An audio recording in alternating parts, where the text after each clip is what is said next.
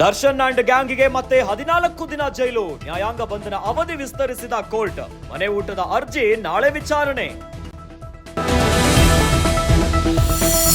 ಬೇಸಿಎಂ ಎಂದ ಅಶ್ವಥ್ ವಿರುದ್ಧ ಸಿದ್ದು ರೌದ್ರಾವತಾರ, ನಿನ್ನಿಂದ ಕಲಿಬೇಕಾ ಎಂದು ಗುಟೂರು.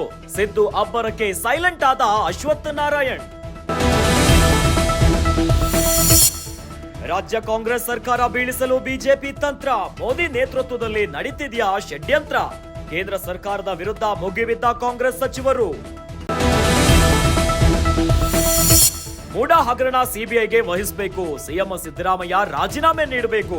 ಸರ್ಕಾರದ ವಿರುದ್ಧ ಬಿಜೆಪಿ ರಾಜ್ಯಾಧ್ಯಕ್ಷ ವಿಜಯೇಂದ್ರ ಕೆಂಡಾಮಂಡಲ. ಮಹಾರಾಷ್ಟ್ರ ಡಿಸಿಎಂ ಅಜಿತ್ ಪವಾರ್ಗೆ ಬಿಗ್ ಶಾಕ್. ಅಜಿತ್ ಬಣದ ಎನ್ಸಿಪಿಗೆ 24 ಶಾಸಕರ ರಾಜೀನಾಮೆ. ಪತನವಾಗುತ್ತಾ ಮಹಾರಾಷ್ಟ್ರದ ಮೈತ್ರಿ ಸರ್ಕಾರ.